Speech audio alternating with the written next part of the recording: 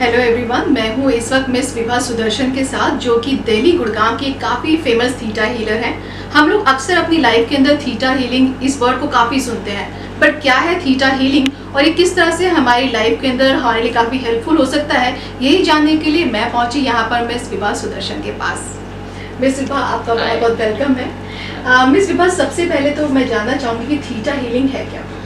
Theta is all about connecting to creator, जो हमारा source है, जो हमारा बीइंग है, उसके साथ कनेक्ट होके हम हीलिंग्स करते हैं। Why this soul has taken birth on this earth, क्यों लिया जन्म, तो उस जन्म का रीजन क्या है। हर सोर्स का कोई ना कोई पर्पस होता है, पर्पस ऑफ लाइफ होता है। तो वो पर्पस को हम चलते हुए कहाँ पहुंचे, कॉन्फ्लिक्ट रहता है कॉन्शियस और सबकॉन्शियस माइंड में।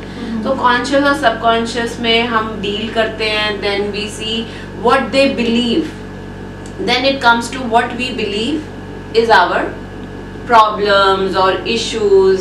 इट हैपेंस लाइक हमारी जिंदगी में बहुत कुछ ऐसी प्रॉब्लम्स जो आती रहती हैं और कई बार हम उसको इग्नोर भी कर देते हैं। जैसे कि सिटी वुमेन मैगजीन की कई रीडर्स थी, उन्होंने मुझे अपनी कुछ प्रॉब्लम शेयर की जब मैंने उनको बताया कि हम इस विभा से मिलने वाले हैं। और मेरे पास केस आया जिन्होंने ये संत नगर से है, उनको सर्वाइकल पेन रहता है काफी, जो कि शायद 6-7 साल से हो गया है। और उन्होंने मुझे बताया कि वो इंजेक्शंस भी ले चुकी हैं, इस प्रोसेस से भी वो निकल चुकी हैं और फिर भी उतना अभी तक उनको आराम नहीं है। और उन्होंने बताया कि जब इंजेक्शंस लगते हैं तो वो दिन उनके लिए काफी पेनफुल होता है, बच्चे तो क्या थीटा हीलिंग में इसका कोई ट्रीटमेंट है? थीटा में हर मर्ज का इलाज है, एक बहुत बड़ी चीज है। हर प्रॉब्लम का सोल्यूशन है, चाहे वो इमोशनल है, चाहे वो फिजिकल है, चाहे वो मेंटल। अगर उनकी रिस्पॉन्सिबिलिटी इतनी ज्यादा है, बेसिकली वो कितना ले पाती हैं अपने बिलीफ सिस्टम के हिसाब से, इट डिपेंड्स ऑन दैट। तो इफ वी रिलीज दैट, और उनका जो स्ट्रेस लेवल है वो कितना बढ़ता जा रहा है, उनका ब्रेन, जो मॉर्फिन हम खाते हैं, जो पेन किलर्स खाते हैं, वो ब्रेन बेसिकली अपने आप प्रोड्यूस करता है। एंडोक्राइन बोलते हैं उसको। तो उसमें वो डेवलप होना बंद हो जाता है। तो हम वो डेवलप करते हैं again, connected to creator. I am not doing anything, basically I am connected to creator, और वहां से सारी हीलिंग्स करते हैं। ओके अच्छा, अगर कोई ट्रीटमेंट लेता है, थीटा हीलिंग लेता है सर्वाइकल के लिए, तो कितने टाइम के बाद जो है उसको इफेक्ट जो उसके नजर आने शुरू हो जाते हैं? देखिए, डिपेंड करता है पर्सन टू पर्सन, किसकी कितनी रिसेप्टिविटी है। Again it comes to belief system, कि वो सच में बिलीव करते हैं कि ऑल्टरनेटिव थेरेपीज उनको हेल्प करेंगी।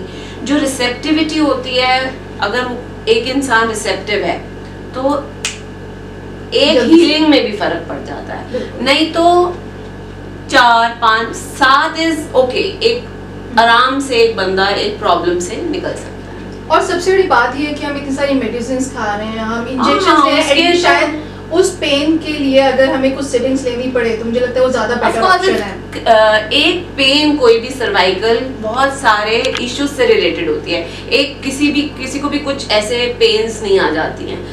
मैं खुद बीपी की मरीज थी, मैं प्रेग्नेंट थी, तो मुझे हाई ब्लड प्रेशर आ गया। आपने सुना होगा प्रेगनेंसी में किसी को शुगर आ जाती है, किसी को ब्लड प्रेशर आ जाता है। तो basically blood pressure is related to failure और सक्सेस बेसिकली। तो प्रेगनेंसी में क्या रिलेटेड है उसमें? सक्सेस, कि बच्चा होगा कि नहीं होगा। एक इंसान इतना डरा हुआ है, कहाँ से फियर क्रिएट होते हैं। तो ब्लड प्रेशर वहां से आया। जब मेरा बेटा सहज हो गया, उसके बाद वो चला गया। It again came back around 2006-7।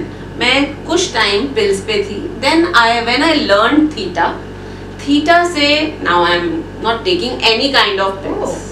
मतलब ये है कि हम मैं वैसे भी कोई पिल नहीं खाती। जैसे कई लोग का हो जाता है कि एक बार अगर उन्होंने वो डेली कुछ रहता है आपको पिल्स हाँ बिल्कुल। बीपी का तो वैसे भी बोलते हैं कि खाना ही खाना है, क्योंकि इट्स ब्लड रिलेटेड। तो इसके साथ आपकी कितनी सारी हार्ट रिलेटेड है, सब कनेक्टेड है बेसिकली। तो I am fit and fine in front of you, I am not taking even a single pill. ये तो बहुत अच्छी वाली बात आपने बताई, क्योंकि आजकल लोगों को बीपी की प्रॉब्लम तो बहुत कॉमन है। बीपी की, sugar is all about not loving your own self. We need to love our own self. Self love is missing nowadays. We are doing things for other people, you know. अब हम selfies डालते हैं या pictures डालते हैं, you know, all that is, it's very good. I also do that, but doesn't matter कि मैं अपने आप से प्यार नहीं करती. लोग सिर्फ अपने लिए डालना है something different, पर लोगों के लिए डाल रहे हैं, that is something बहुत अच्छी बात. अच्छा, एक और मेरे पास सवाल आया था. एक गर्ल है जो दिल्ली से है और उनके फादर को जॉइंट पेन बहुत रहता है, तो उन्होंने बताया कि शायद उनके घर में जो फादर है उनकी भी सिस्टर हैं, तो उनको भी सेम प्रॉब्लम है. अगेन वही बात है, जेनेटिक्स. क्या आपने पिक किया, क्योंकि अगर हार्ट रिलेटेड बोलते हैं वो भी जेनेटिक होता है. अब जॉइंट पेन्स है, joint pains is all about change, age change, system change. जैसे फादर रिटायर हो गए, पहले तो बिल्कुल ठीक थे, अचानक से उनके घोटों में दर्द शुरू हो गई, जॉइंट पेन्स हो गई. हम एक्सेप्ट नहीं करते हैं चेंजेस को. वो जो चेंज प्रॉब्लम्स होती हैं वो हमारे जॉइंट्स पे जाके बैठ जाती हैं.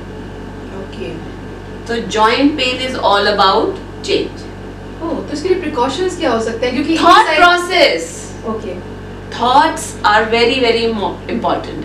Then emotions are very very important. Our words, जो हम बोलते हैं, हम कुछ भी बोल जाते हैं, हमें बहुत सोच समझ के बोलना चाहिए. मैं अपने व्यूअर्स जो भी मुझे देख रहे हैं, मैं उनको सच में रिकमेंड करना चाहूँगी. बहुत अच्छी बुक है, you can heal your life by Louise L Hay. जो भी मैं बोल रही हूँ उसका छोटा मोटा अगर आपको समझना है अपनी लाइफ में, जनरल नॉलेज के लिए, it's really really very good book. You can heal your life. क्या ये सेशन कंटिन्यू चलते हैं एक पूरा? देखिए, ऐसा है, नहीं, ऐसा नहीं है कि हमेशा ही चलते हैं. हमारे ह्यूमन नेचर में बहुत सारे कॉन्फ्लिक्ट्स होते हैं. डिप्रेशन किसी और केस से आता है.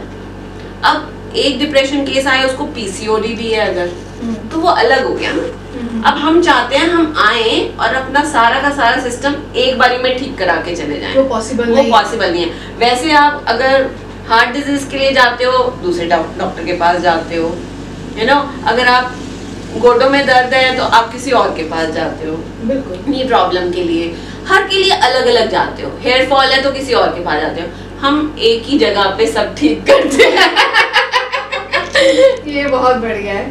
तो चलिए, ये थी मेरे साथ विभा सुदर्शन, और होप कि आपको काफ़ी सारे अपने सवालों का जवाब भी मिल गया होगा. और अगली बार से कोई भी टैबलेट को खाने से पहले एक बार विभा के इस इंटरव्यू के बारे में और विभा की कुछ सजेशंस के बारे में आप ज़रूर सोचिएगा. अगली बार मिलेंगे. Bye bye. चाओ.